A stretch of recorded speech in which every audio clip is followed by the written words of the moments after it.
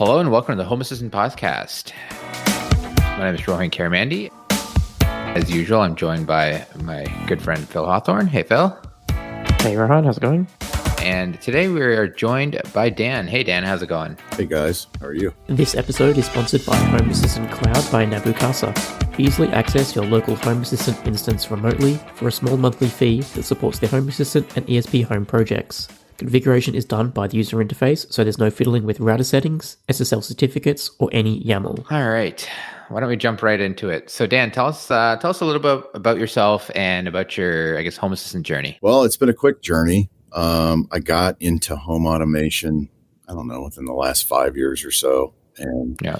I think it's the same story that you hear 1,000 times. I wanted a platform where I could push all of these third-party processes together into one, so I didn't have to have 8 different apps on my phone. Yep. One app for the kitchen lights and one app for the bedroom lights, and then the alarm and the cameras and all that. And so I bought a new house in October of 2020, and I figured that was the time to do it. And so I did the research, looked at a couple other ones, fell into Home Assistant, and here we are. Nice. What drew you to Home Assistant specifically? Was there anything over another platform that you preferred? I think it was how open it was and the community, really. I really narrowed it down. I was between Habitat and I was between Home Assistant. And it was the community, really. I was just, I was looking online to see what was available resource-wise if you had questions. And, you search Home Assistant community and that rabbit hole lasts as long as you want it to. So that was it for me. Yeah.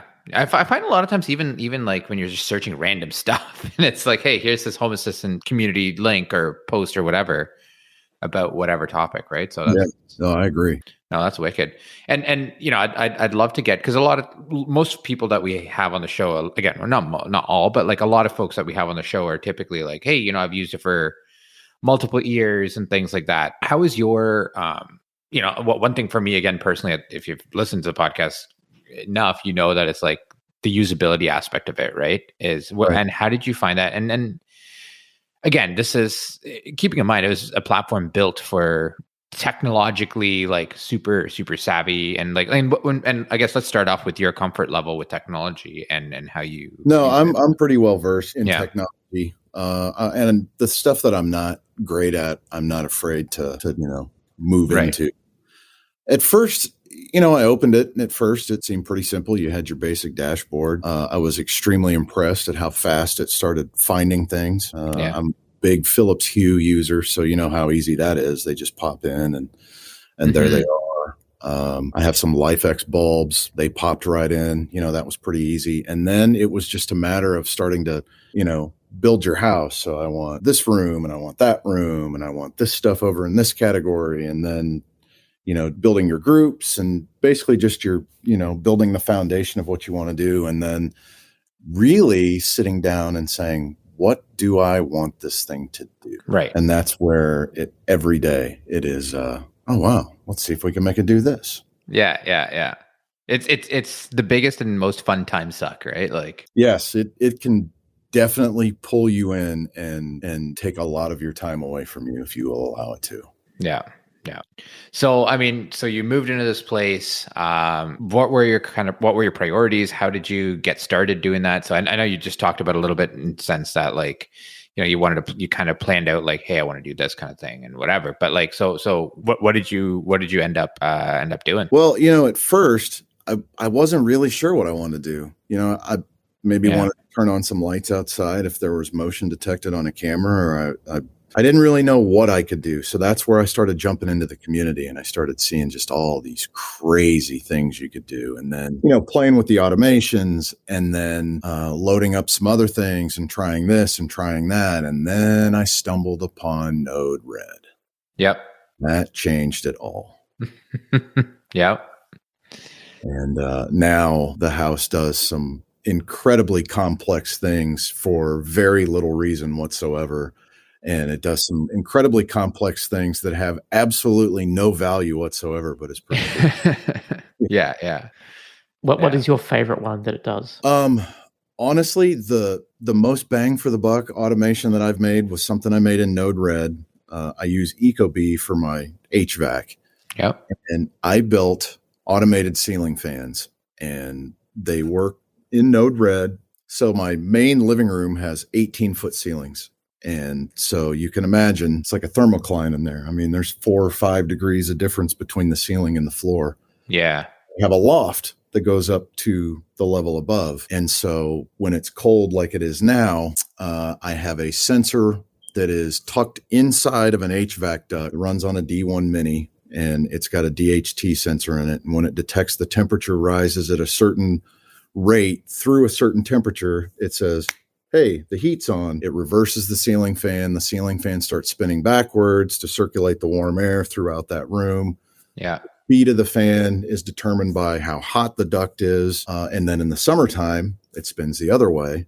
And when people are in the room, it'll keep it actually very, very comfortable in there without kicking on the AC and cooling the entire house. That's probably the most useful one that I have. That's interesting. Nice. And did you say the sensor, the D1, is in your ducting? Like you just kind of like stuck it at the edge of the... So I've got floor ducts. I've got floor registers, and I've got one in the master closet. And I just tucked this DHT sensor down inside of it. It's hidden by a dresser. You can't even see it. And because I just wanted to see what I could do with it. And that's what I was doing is I was waiting for Ecobee, which I think polls every 5 minutes or so, to say heating. And then the fan would say, oh, okay, we're heating. We can go into the reverse cycle. Now we start speeding up. This is instantaneous. I mean, this thing is banging back. It's a 1 second pull. So it's just instantaneously going back and forth. So it's very, very useful. Yeah, sounds very useful. That's amazing. I mean, yeah, like I think that's actually one of the first times I've heard like this use case, right? Where you stick it in there and it, changes the direction of the fan even and I guess the velocity of the fan, whatever, the speed of the fan, based on that. To me, that's pretty cool. Yeah, it took a while to get there. There's probably 10 or 12 iterations of it before we got to where it's at now. Sure. A lot of frustration here and there. But, I use the Bond IO system to control the fans. Okay.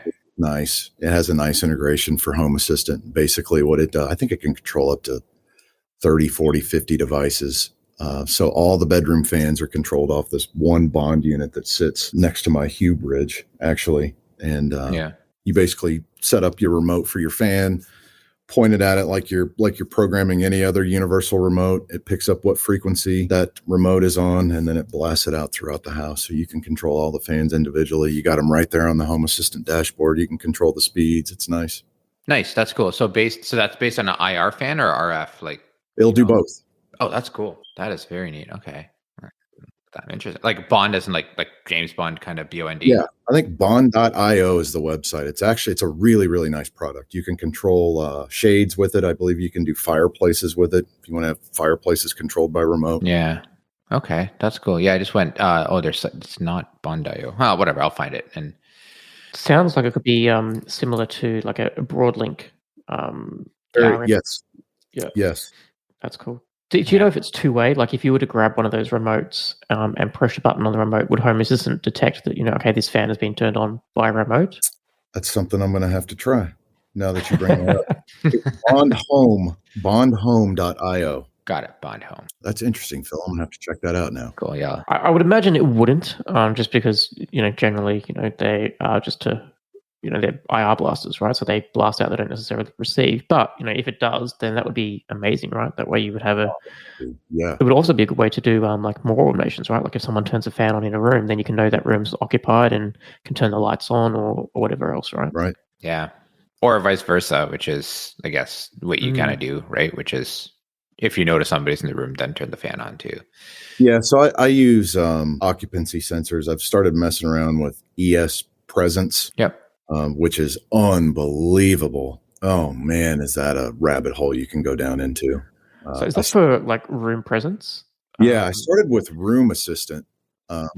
Is amazing in its own right. And then I saw a post when ES Presence was pretty new, and I looked at it and I said, "Wow, I need to try this." And the developer for that, very responsive on the GitHub. Loves new ideas, has actually set up, you can put PIR sensors on the D1 with it and tie those in for automation. So I haven't played with it enough. I am a few updates behind, so I'm not really sure what all they've added to it now, but it's fantastic. What I use in that living room to detect if anyone's in there is I use one of those AMG 8833, the little thermal camera. Yep. I've got it sitting up on that loft, hidden away and pointing at the couch. And if anyone's sitting on that couch, the fan knows to turn on, because otherwise you're just blowing air on nothing. Yeah.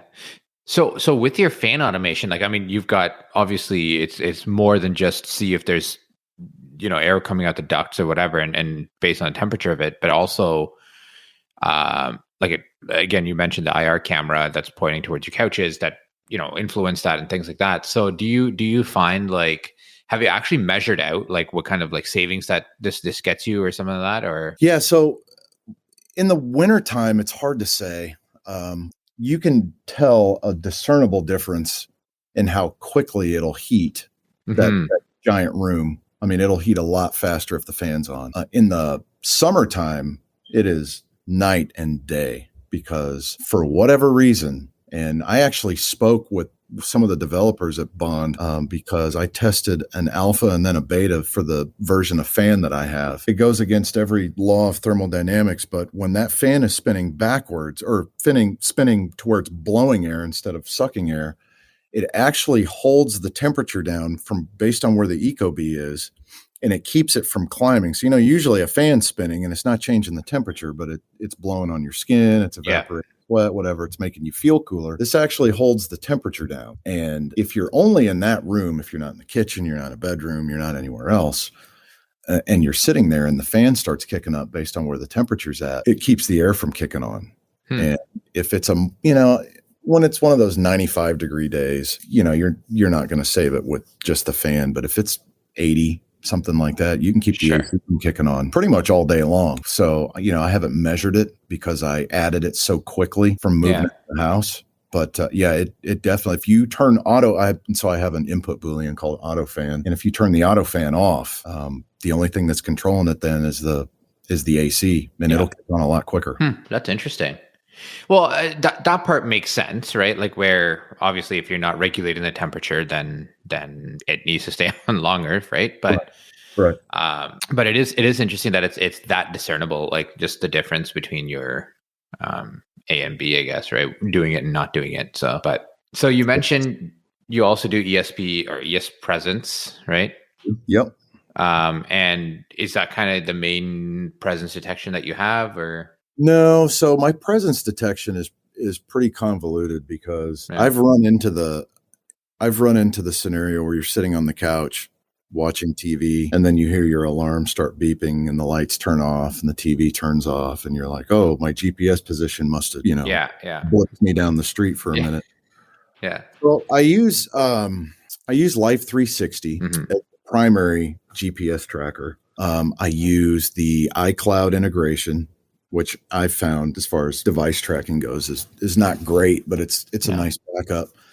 And then I've used a Bayesian sensor to also determine if I'm home. And then, and I have all these set to the person. So, and when you go into my person, it's got, 3 or 4 different things that list, and it's pretty accurate at this point. I haven't had any of those where I'm sitting on the couch and the lights go off, and it's pretty accurate at this point. Oh, interesting. Yeah. I think like a Bayesian sensor is absolutely fantastic, right? Like if you can understand the logic and you've got enough sensors to build up a nice, probability threshold, then those Bayesian sensors are really powerful. It's probably one of the most powerful, integrations in Home Assistant there. Probably one of the most underutilized. Yes. I think, Phil, I believe you wrote a post years ago about one of those, if I'm not mistaken. I did my making Home Assistant presence detection not so binary anymore. Yeah, binary, and I actually used that when I was developing this thing. So good on you. Yeah, look at that, Phil Hawthorne helping one user at a time. That's it. That's right. That's it. But no, it's amazing, right? Like, because the problem is real, right? Like when you automate so much, and that GPS, all it takes is just to get out of that home zone for 5 seconds, and everything turns off. It really frustrates people, right? Frustrates me. What mine does right now is it's got an away mode, obviously, that sets the alarm, sets the HVACs into away, shuts all the lights off, does all your standard things you'd want your house to do when you're gone. But what it does is when it triggers Dan is not home, it then goes to, and I have this done in Node-RED, and it uses the wait until node, which is one of my favorites, where something has to trigger or it has a timeout feature.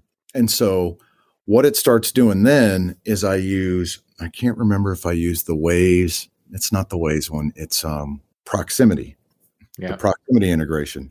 It waits until I am greater than 1 mile away from home before it trips it into away mode, because that's cool. What if I go for a walk? Yeah. Right. If it's summertime and I go for a walk, last thing I want to do is come home and the house is 80 degrees. Yeah.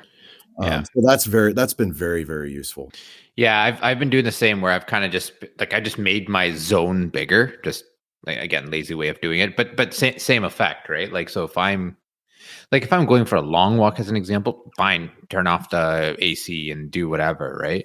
But if I'm, going to my neighbor's house or something like that, then at that point, that's just don't.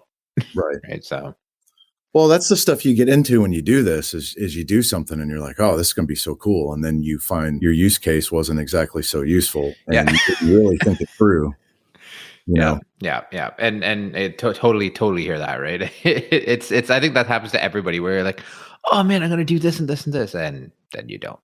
Well, what I've learned about home automation is it makes you very aware of your own routines and the routines of your family, because I've got a new one that I made that we can get into it in a minute, but it detects when you're asleep. And you have to think about, what do I do when I go to sleep? And what do I do when I get up? What does my wife do when she gets up? What do we do during the school year when we get up versus what do we do on Saturday morning when we get up? And what can I build that's smart enough to figure that out?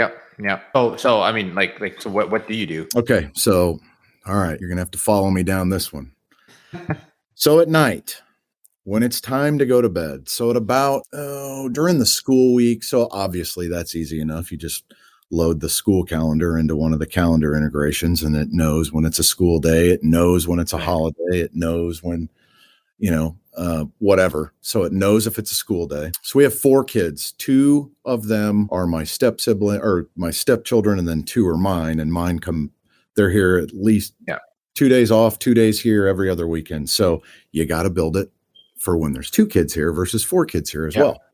And so what it does is about 8:00 at night, let's say all 4 kids are here. We have a rule in this house that you have to spend 15 minutes just cleaning, just 15. Okay. So an announcement comes on the Alexa, which the Alexa Media Player app or the integration is amazing. Yeah, agreed. That's so much. An announcement comes on. In 5 minutes, we're going to spend 15 minutes cleaning up. So whatever they're doing, they hear that. Then it ding comes on, says, all right, it's time to spend 15 minutes. They go spend 15 minutes cleaning their room or picking something up. At the end of that, in the background, it takes all the kids' names and it calculates a shower order. And then it back and says, here's tonight's shower order. And it names the kids off what order they have to go in. Because otherwise it's, I don't want to shower first. I want to go last. No, I want to go second. Yeah. You got to do it. Funny. Chaos ensues. Yeah. Yeah. So my kids basically think Alexa is, some goddess that runs the planet, because she makes change. She tells them what order they can shower in. Yeah. And then at that point, it starts paying attention it starts looking for a couple things. So I use NFC tags, the little sticker ones. Yeah. And I've put them on all the switch plates in the kids' rooms. You can't see them. They're white. The switch plates are white, but I know they're there. Mm-hmm. So when a kid goes in the room and you're getting them ready for bed, you tap your phone against the NFC. It pops up. You click it, and it sets a routine for that room. It starts dimming the lights. If my daughter, if my son, my daughter turns the auto fan on because my daughter likes a fan. My son doesn't like the fan. It starts, I've got some LifeX strips behind the beds. It starts kind of a sunset routine. It sets an alarm on my daughter's Alexa that's next to her bed if it's a school night. And so once you go through that, about 15 minutes after you tap the NFC tag, it marks that kid as in bed. And then, so I've got 3 bedrooms on the top floor, 2 on the main floor, 1 in the basement. So depending on who's there and who's not, I have Ecobee temp sensors in each room. Right. So if my two kids happen to be at their mom's house, say tonight, like they are, why would I take their rooms into account when determining what? So at the end of the night, when all the kids are marked in bed, it will look and see, okay, who tapped the NFC tag, and it will go set a profile in the Ecobee saying, okay, I'm only paying attention to this room, or I'm paying attention to these 3 rooms. And then it starts waiting for us to go to bed. And so I've got a couple of Govee, or I think they're Aurora. They're the table lamps, which if you haven't seen them, they are absolutely amazing. They're awesome.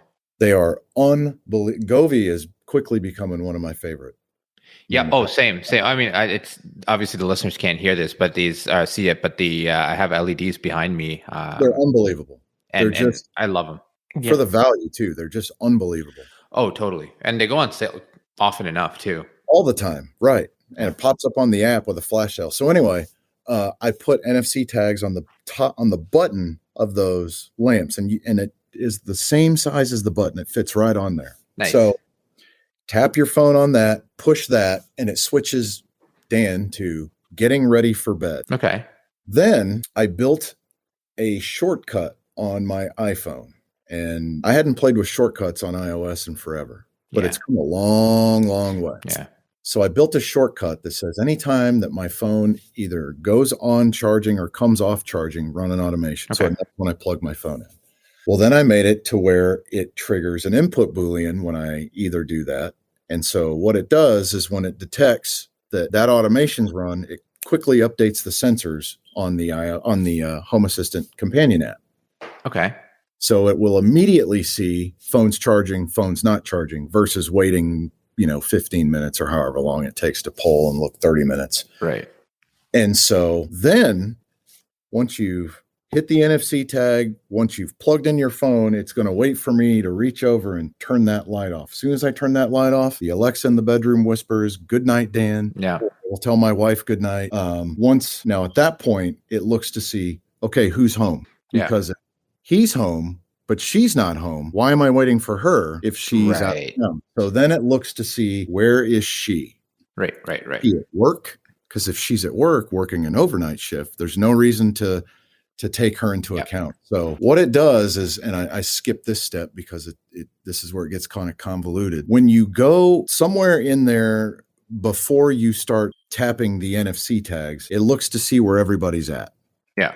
And if you're at work, or if you're greater than, I believe I put 40 miles away, you're considered ineligible for sleep mode. But I have an input Boolean that says sleep eligible, and that means it takes you into account. So for instance, if she goes to bed, but I'm watching TV, it doesn't put the house in sleep mode.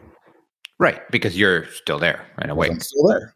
Yeah. If I go to bed and she's watching TV, it doesn't put the house in sleep mode. But if I go to bed and she's visiting family, 41 miles away, it puts the house in sleep mode. Right. So, it's some trial and error with that. And then what it does is the next morning, I think at 5:15 in the morning, an input Boolean triggers. It's called wake up mode. And what wake up mode does is it waits for your phone to unplug. Okay. So if your phone unplugs, you go into just waking up mode. It sets some of those wait until nodes, which I seem to use more than anything, waiting for motion sensors to trip in the hallway, out in the living room. It starts a nice, depending on what time of day it is, what the lux level of the living room is, starts a really nice sunrise routine with the LifeX can lights, the BR30 bulbs, and you go about your day. Wow. That actually is really cool. And it works great. It's so much trial and error, but I'm telling you, now that it works absolutely great. Have you considered using like a load sensor underneath the bed or anything like a essentially to detect, the additional weight of, one or both of you on there? Yeah, I thought about that. To me, there's kind of a fine line in that whole, what do they call the wife acceptance factor or something like that? Yeah. Partner acceptance. Yeah. Yeah. She tolerates this. Well, that might be something I, could sneak in there quickly. But yeah, I've thought about it. I've watched a couple of YouTube videos where people did it, and it seems pretty successful. I mean, at the end of the day, give me a sleep app. I use a sleep cycle app, and I found a post somewhere where someone used a what do they call it, a imitated hue or a fake hue, or I can't remember what it's called. And they were able to basically hack it together so when you go to sleep on the sleep cycle app, it could put you to sleep. But I mean, give me an integration for that app, and all of this can go away. Sure. But, yeah. That's I feel like because again, I use the Home Assistant iOS app always. It's again one of the greatest things that I have on my phone. Probably one of the most used apps. Actually, it's not super used, but like when I do need to quickly just go in and my for whatever reason my Amazon Echo just stopped recognizing goodnight, and she'll be like, okay, and nothing happened. So I'm like, all right, cool. So like lately I've been using it, but like I've always really appreciated the apps, even that app, especially even with notifications and like all of that stuff. It's like, it's to me, that was like when they released that was game changing, right? 100% agree. And but I do nothing with the information that the app provides me. Like and charging has actually been there for probably since the start, maybe I want to say, or just since very, very soon after they launched the app at worst, right? Like if not when they launched it. So but it's like, and I've heard of people doing the same kind of thing, right? Where it's like, okay, if I was charging, I'm probably in bed, and like, the time is this, and I'm home, right? Cool, then I'm probably in bed. So it's like, okay, that's neat. Like I never actually bothered to do it, but now I feel like I kind of want to. Well, you should go check out the iOS companion app and look at the sensor data that it. Yeah, I have. Yeah. I mean, the stuff that you can track. The problem I had with it was the update. There's no solid, it's got different polling times, and I could never really figure out what it was doing. And I would plug my phone in and keep looking at it, and plug my phone in and keep looking at it. And then I found this update sensors. Yeah. That you could send to it. And I'm like, wow, I just need to figure out a way to send that. I found you could send that on the Shortcut app. That was it. Yeah. I found like apps like that, like especially if I'm constantly updating. So like I used to use the iCloud. I know you mentioned you use the iCloud tracker, device tracker. Right. I actually found that actually started affecting my battery life on my phone. And I was like, yeah, and I was like, all right, it's not. So now I mean, I use the iOS app pretty much exclusively for my presence, and it's been actually, I'd say, decent enough. Like I care of I'm in the vicinity of, rather than I'm exactly here, right? Like at least for the automations I have in my home. So that's I'm really intrigued, and I kind of want to try stuff, and I don't know where I'm going to go, but this is my next project using shortcuts is I found one that when your phone connects to CarPlay, so when you would plug it in your vehicle, obviously I'm in my car. Yeah. Obviously start paying attention to where I'm going. If I'm pointing towards the house, which you can do with the proximity integration, maybe start heating the house as you think I'm on my way home, or cool the house if you think I'm on. The problem I have with that is, okay, I'm headed towards my house, but there's a lot of stuff that's towards my house. Yes, that's what I've struggled with too, right? Like, how do you know, are you going straight home, or are you going straight past to go to a friend's house? Like, it's tricky, right? Stop by the pub, whatever, right? I've thought about doing an actionable notification, actually, and have it say, hey, it looks like you're heading home. Are you going home? And you could click yes, and there it does it. Yeah. Yep.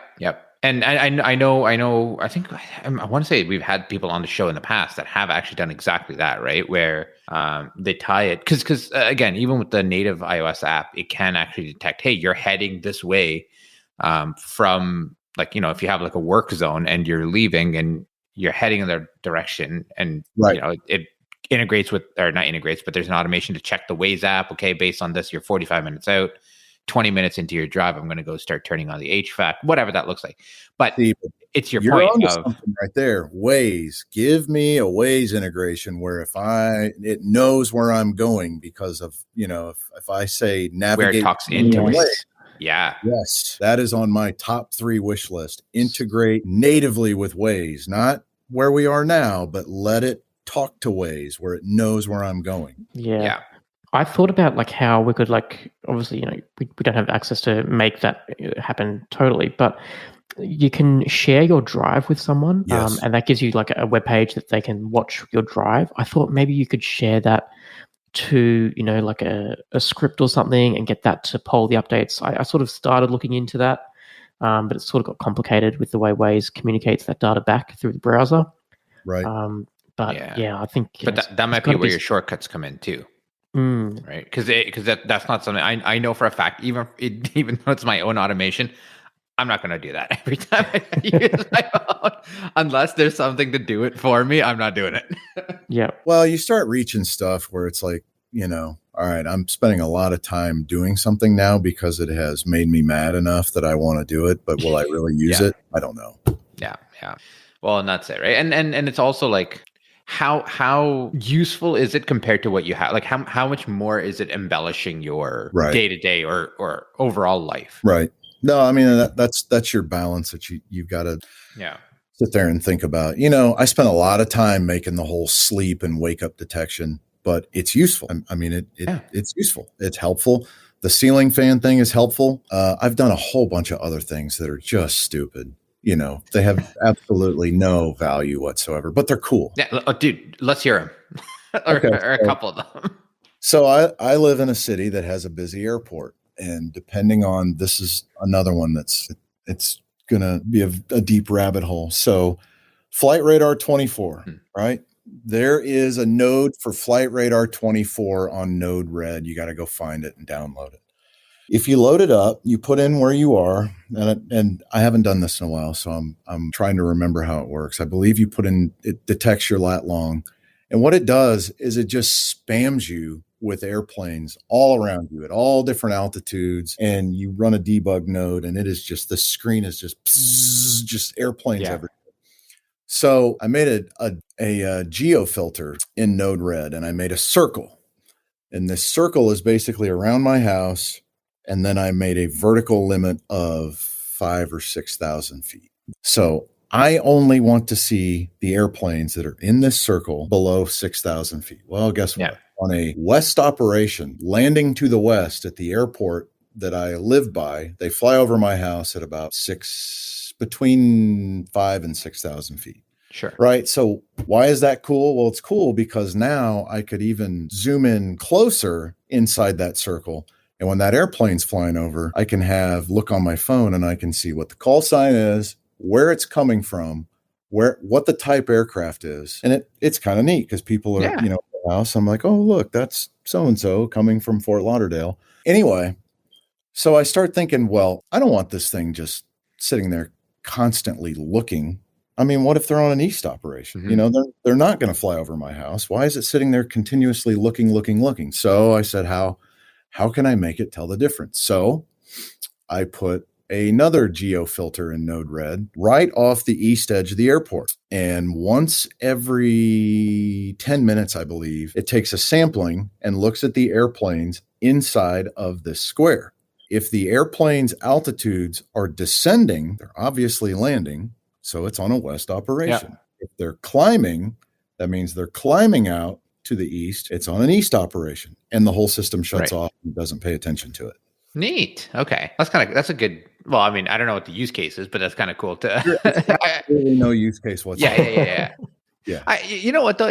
I could see like especially with kids, especially if they're younger and stuff, you're like, you're out there, you're looking at airplanes, and you're like, oh, this one's coming from, I don't know, like whatever, like Aruba, like sure, why not, right? Yeah. Like my son does think it's pretty cool. Yeah. And other than that, it was just to see if I could do it kind of thing. One of the that's really stupid that serves little purpose, but it actually serves a lot of purpose, I think, is I have so I said 4 kids in the house. Yep. And in my living room, there are 6 can lights. Mm-hmm. There are 2, and then there are 4 above the TV. Okay. So I have those lights differentiated by oldest, next youngest, and the youngest.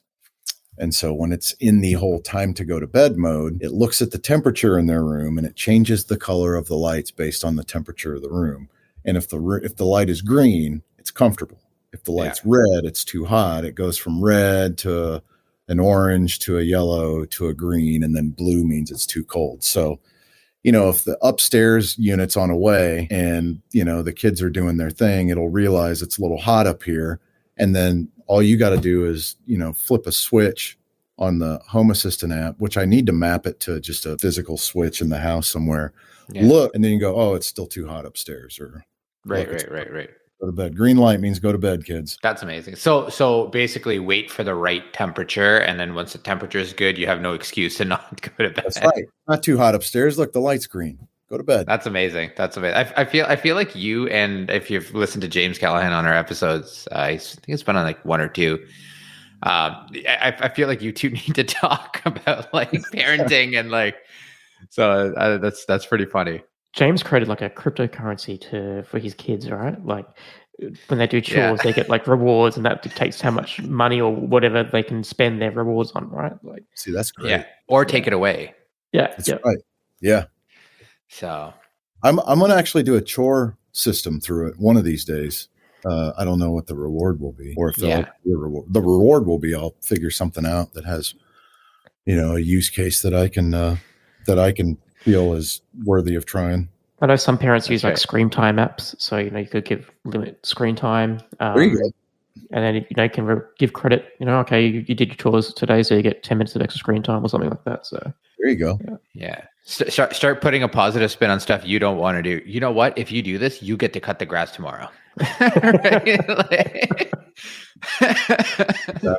So start or do the obviously the negative always works, but just to make it interesting a little bit.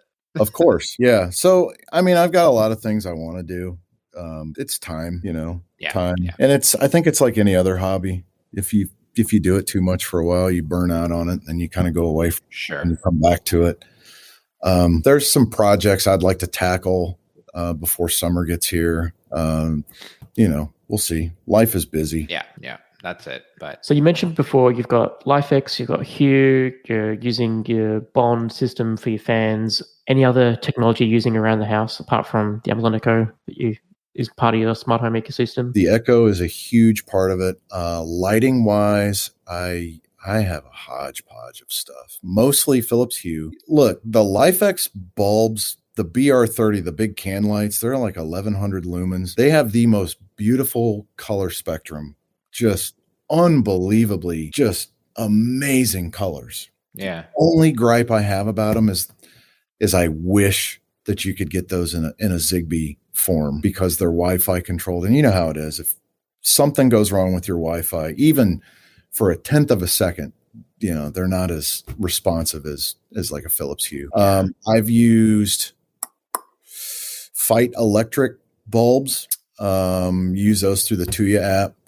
I've used, I'm trying to think of the name. Innovelli, I believe, is the company that makes the switches. I have one of their light strips, which I'm going to tell you right now, each LED on that strip is addressable. So forget having, with Govee on the RGBIC, they have a number of zones. This thing, every individual LED is addressable. Yeah. But you have got to have a computer engineering degree to throw fans at this thing. I mean, there is a huge post in one of the forums about making scripts to get these things to work. But man, do they put off some nice colors. Yeah. Well, and that's the thing, right? Sometimes with the A, effort, or B, money, or C, both, right? You get some really cool things that come out of it. Right? I just bought some nanoleaf triangles for my son. Yep. We're going to try that integration out. I absolutely love nanoleaf. Yeah. I've got the canvas and they are just spectacular. Are they? It seems almost like they're trying to discontinue the canvas because you can't buy them at Best Buy anymore. You can buy the triangles, interesting. But you can buy them off their site. But I really like the canvas because when I was looking, all right, don't tell anyone. I was looking on Pinterest. I won't admit it. Oh wait, I'm on the podcast. That's right. I saw one that they had like the Space Invader character made out of the canvas. Yeah. Yep. Just unbelievable looking. Yeah. I think the problem is they're just so bloody expensive. Like I think they are. For 4 tiles, you're looking at like $100 or something like that. Yeah, they are. And so what I've noticed is you sit there and you're like, okay, well, I want to do this. Well, I need 12 tiles. Well, it only comes with 7. Yeah. Well, so let me buy this 4-pack expansion, but wait, that only gives me 11. I need 12. So am I going to have to buy 2 of them? And then what am I going to do with the extra one? So, I wish. And then you look at like all the examples in like, their gallery or on Pinterest, right? And I'm looking like there's $10,000 worth of wall tiles right there, right? In the picture where the entire wall is done? Yeah. I'm like, no way. Like, that's $5,000. 10 grand. At that point, why? Yeah. Just paint the wall if you want it done that way. Yeah. No, Get a projector at that point. But yeah. No, I love the integration. I just wish it was cheaper, honestly. That's my only gripe. How do they look? I haven't even plugged these things in. Are the colors nice and the brightness nice? Yeah, it's nice. So I haven't got the triangles, but I've got the canvas, and you can sort of see, like, it's just 4 squares basically. Right. The cool thing with the ones I've got is that you can play games, like memory. That's play like soccer. Yeah. Even like it can respond to music. I have the only thing I use IFT for is when the Amazon Echo timer goes off. It sends a webhook to Home Assistant, and I then got a recipe for a recipe, I guess they're called, or a palette. I'm not sure what Nanoleaf calls them, but basically just flashes the canvas in the same colors of the Amazon Echo, so that dark blue, light blue sort of thing, to say a timer's gone off somewhere. And then all the lights around the house will flash anyway. But yeah, otherwise I just use Home Assistant basically to just randomize a scene in the Nanoleaf. And yeah, the colors are fantastic. That's cool. Good. My son will love that then. We just built my daughter for Christmas. We built this light in her room, and we use Govi's. It's like a rope LED. I think they call it their neon, and it's flexible tube, and it's RBGIC, where it has the individual zones in it, and we put it up in a hard on a piece of plywood, and we put that fake boxwood grass on it, and it looks amazing. The only complaint I have about Govi and Home Assistant is you cannot control those scenes via their API. So you can turn it on, you can turn it off, you can set the brightness. That's about it. You can set a color. Yeah. But you can't make it do all those cool scenes that they have. Yeah. Even with my light bar behind me, it's like there's I guess different sections to that, right? So I can have like the base of it be blue, and then the middle of it be something else, and like whatever, right? You can't do any of those things, obviously, because again, I think the problem is it's not there's no standardized way of doing it, so they'd have to create a Govi specific way of doing that, right? Rather than just be like, I followed the integration on the community forums, and I believe it's in Hacks. I think it's in the Hacks store. And then I don't know. I don't remember if somebody asked, and they said, the scenes aren't, and also transitions. You can't do transitions. I love transitions. They're not available in the API anywhere they can find. So you'd have to have something a little more official than, what they've pieced together. But what they've pieced together has been fantastic the way it is. It's just, and here we are. You talk about first world problems. I'm saying I can't set my wall light to look like it's on fire on automation. I mean, what the hell? Yeah. What kind of world is this I live in? Yeah. No, it's but again, it's I still really like the product. Again, this is really the first like instance of like LEDs that I've put around my house. I do want to do a whole bunch more. But I was just like, okay, let's just get the stuff set up, and I'm very impressed with it. So I will tell you, LifeX strips are amazing. Yeah. They're pricey. That's what I was going to say. They are amazing. And they have nice transitions. And, I've got them behind my kids' beds where it paints the wall, and I've got nice sunrise routines that run. And they are very, very, very nice. Yeah. Are they addressable as well? You can do, now that you bring that up, I don't know.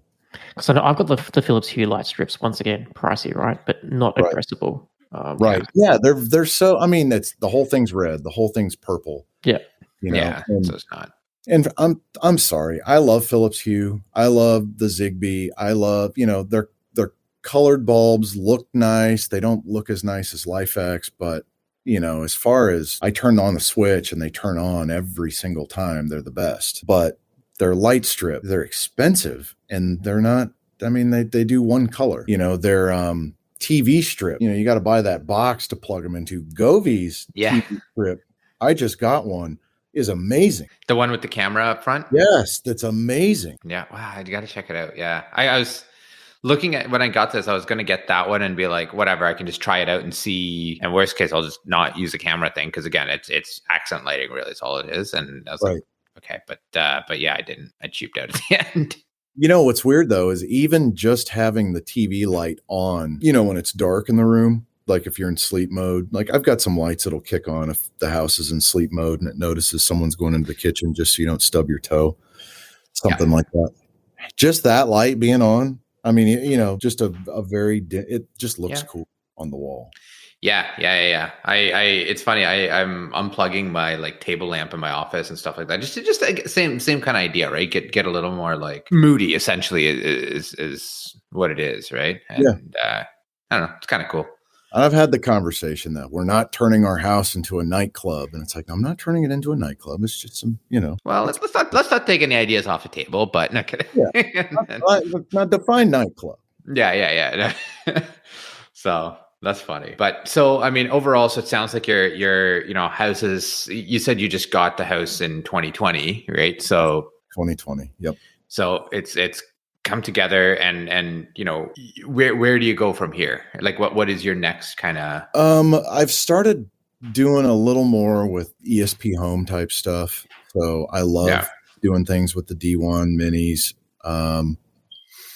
I've played with some of the sawn-off switches. Those are amazing because you talk about taking an extension cord and cutting it and putting one of those in the middle, and suddenly you have a extension cord, right? I want to do some outdoor lighting. I've got some outdoor lights that paint the front of the house in white light. It's just it's a point of finding RGB outdoor lights in that bulb format that are bright enough. Yeah. And that I want them to be Zigbee controlled. So I found a couple of Zigbee controlled ones. I just bought one or two of them on Amazon, but they're only like 200 lumens. So they're not bright enough. The ones that are in there are, I think, 400 to 500. And so I'm struggling to find ones I want there. But my next big project is I really want to build a swimming pool controller. Cool. And there are a couple of good write-ups on that. There's some really cool stuff you can do. Doing the software and hardware, that's going to be tough for me because that's a little outside of my wheelhouse. But sure, we'll figure it out. But you look at it. You buy one of these Hayward systems for your swimming pool. Next thing you know, you can drop $10,000. And sure.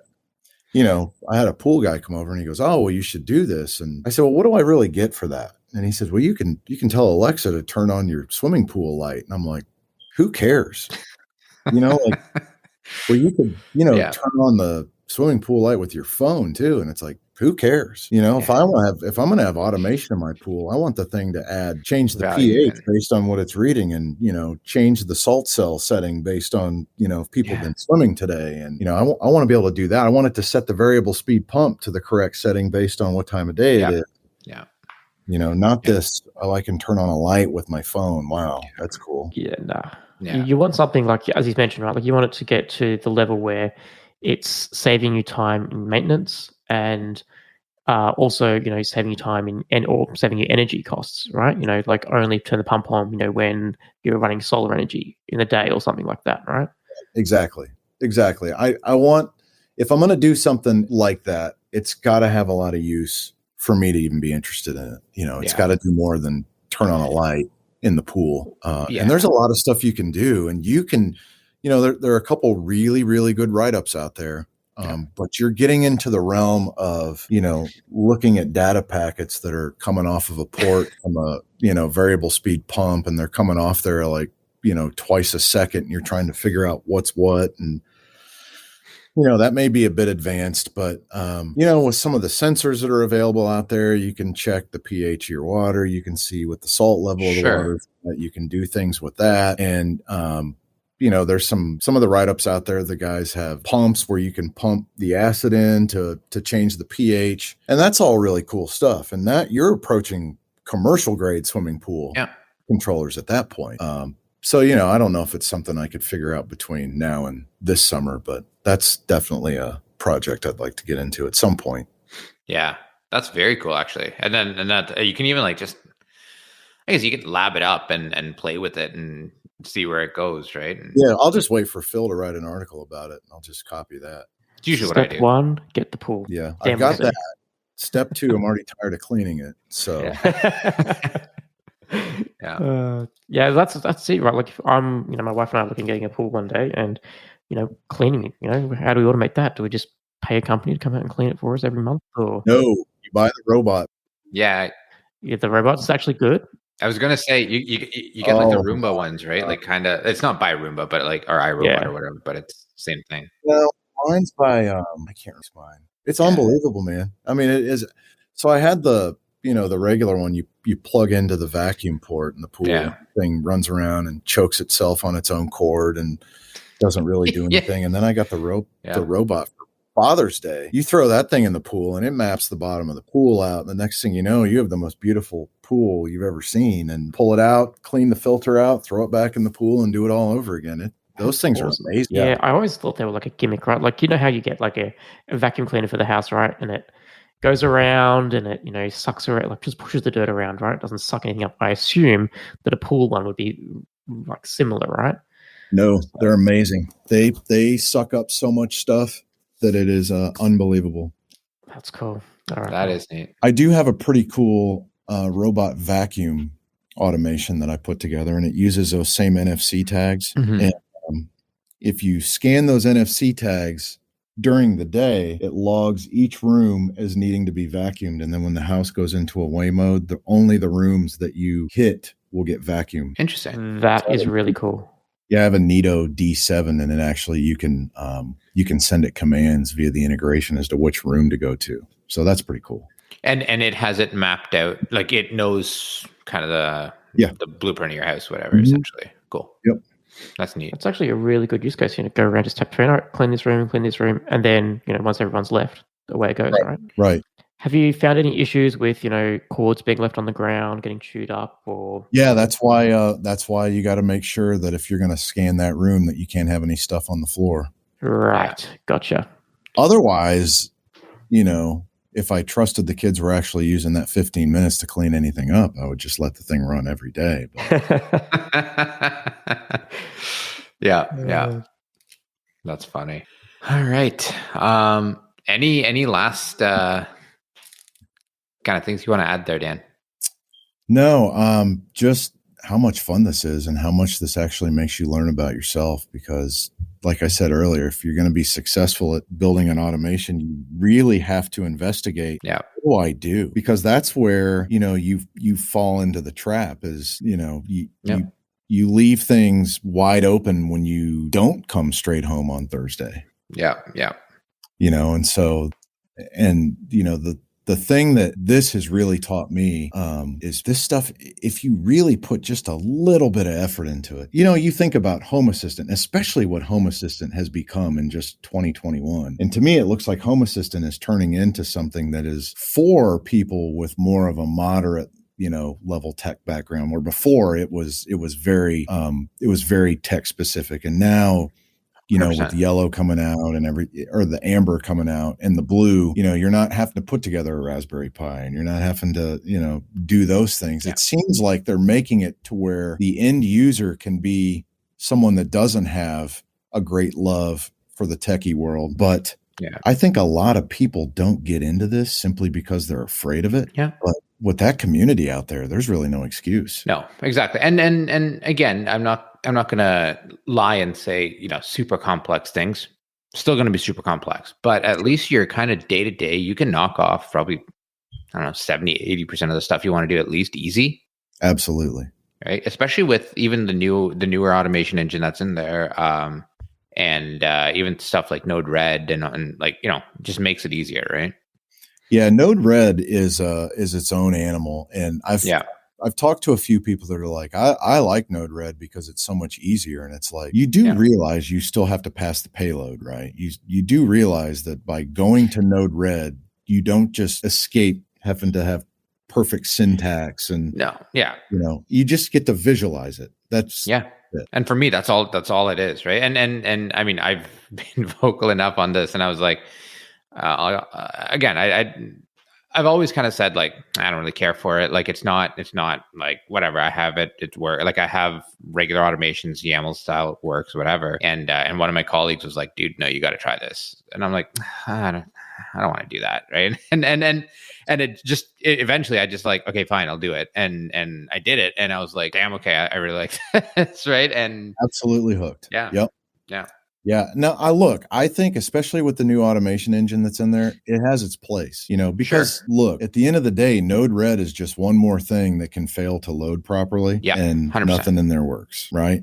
So when it runs outside of the actual Home Assistant engine, I mean, it is one more thing that can fail and not work correctly. And I get that. And I hear a lot of people say, well, that's why I don't use it, because I want a single point of failure. I want everything within Home Assistant. But I think the Home Assistant automations, they have their place, and I have a fair number of those. Most of my outside lighting that comes on based on the position of the sun is done via those, because it's just easy. And I have a lot of scripts that I run in there simply because it's there, it's easy, and they've made it so much easier to make really good automations in there. Yeah. That's exactly what I mean. And even stuff like blueprints and stuff like that, right? Hey, you know what? Cool. Well, Phil did this 3 months ago and threw a blueprint upgrade. Let me grab that and dump it into my thing and hit this node, this guy here, go there and figure it out, right? Have you checked out the blueprint for scripts? Because I haven't yet. I haven't, no. Phil, have you? Not yet. That's my plan. As I mentioned in the last episode, I've got 0 automations running right now. Done a fresh install for the new year in a new house. And my plan is to just go into his blueprint as much as I can, right? There are really cool blueprints out there if you go look. Oh, yeah. I mean, some really, really cool blueprints. Yeah. It's funny because when they first came out with blueprints, like obviously there's an influx of them, and then they kind of like paused a little bit. Not paused, but it was like you weren't seeing as many come in, and then they started like picking up again, right? Which is really cool. Yeah, there's some really, really interesting stuff in there. If anything, I like taking the blueprints just to see how did they do this. Totally, right? And again, the blueprints don't work for every use case. So great, take the logic and modify it as you see fit, right? Exactly. No, that's exactly right. And but a lot of times it's fun to come up with something and then throw it out there to that community and say, hey guys, I'm going to spitball an idea here. How do we, and I've done this on the Home Assistant subreddit a few times, is, hey, I got an idea. I want to do A. How do we get to that? Let's spitball some ideas. And you'll get 15 ideas that you never even thought of. Totally. And that's why even, I mean, I'd say Phil and I are very lucky in the sense that even as we talk to folks, again, like yourself, it's like, hey, cool. And you all these neurons start firing off, being like, oh, I never thought to do it that way. Right. And like, this is neat. Okay. Well, what happens if I do that? And so I know I can speak for both of us when I say this, but like, we love the community, right? Like it's amazing. So that's pretty much everything with Home Assistant. I mean, I wouldn't be able to do 75% of the stuff that I've done without the community. I mean, I had to learn how to pass payloads in Node-RED, I mean, you keep firing nodes and you get errors and you debug it and you don't know what the hell the debugger's even telling you. And you go into, you go into a community forum about Node-RED, you throw something up, the next thing you know, they're talking you through it. And then you're better for next time. 100%. And hopefully you got the chance to, whether publicly or privately, like, somebody's like, hey, Dan, what do you think of this? And you're like, oh, right, I did this and this and this, right? And so cool. Well, Dan, thank you so much. Yeah, this has been an amazing, like just those NFC tags around on those switches, right? Like to clean the room, just to just say who's ready for bed, who's I think that idea alone has sparked a lot of ideas for me that I'm going to be using NFC tags around the house more. Yeah, you got a new house, right? Yeah, I did. Yeah. Well, here you go. They are so useful. Yeah. I love it. It's like, even I've got the NFC readers that you can get from Adono with like the 3D printed. They're cool as well, right? Just to have the reverse logic. Have a tag in a certain room that you can go up and play music in a certain room. Here's a tag for the Frozen soundtrack. Bam, plays in this room, right? So I'm gonna skip that one, but I'll take the word on it. It's one of Phil's favorite albums. Yeah, absolutely. Won't tell anybody. So. All right, perfect. Well, thanks a lot. Thanks, Dan. Really appreciate it. No, thanks for having me, guys. It's been great. Of course. Cheers.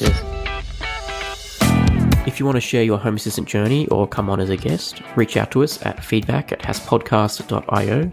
That's HASS podcast.io.